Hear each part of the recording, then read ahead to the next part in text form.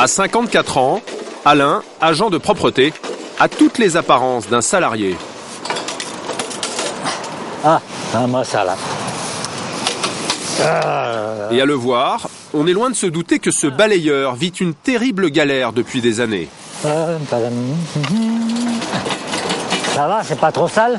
Son travail aujourd'hui, c'est tout ce qui reste à cet ancien chef de chantier pour ne pas sombrer. C'est une survie. Ça m'aide à avoir une vie normale en fin de compte, hein. C'est surtout ça.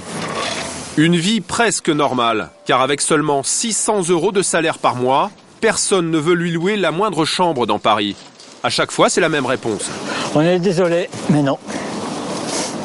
On peut pas vous prendre. Alors, pour l'instant, on reste là-bas, au chaud. Là-bas, personne ne voudrait s'y retrouver un jour. Cette adresse dans le 13e arrondissement de Paris, c'est la seule solution trouvée par Alain pour ne pas dormir dans la rue. Bonjour.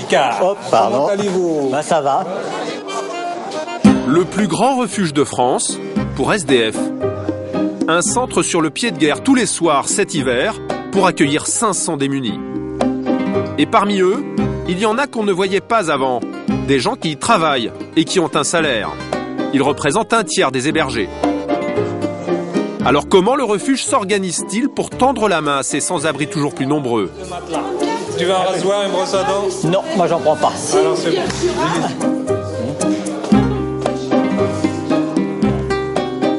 Voici la place qu'occupe Alain depuis 4 ans. Il retrouve son petit chez lui, le lit numéro 166. Avant j'étais tout au fond, tout ça. Bon, j'ai changé. Question de ronflement, tout ça. Et on m'a mis ici. Cette vie précaire, Alain était loin de l'imaginer lorsqu'il était encore chef de chantier, 20 ans dans le BTP. Une vie comme des millions de Français. À l'époque, Alain est même propriétaire de son appartement. Jusqu'au jour où il perd son emploi.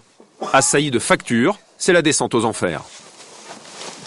J'ai été saisi parce que j'ai eu des problèmes, tout ça, de paiement de charges, de copropriété, c'était énorme tout ça. Et ils ont dû vendre l'appartement. Bon, après je me suis retrouvé à l'hôtel. Puis bon, comme je ne travaillais pas, je ne pouvais pas régler tout ça. Ils m'ont trouvé ici.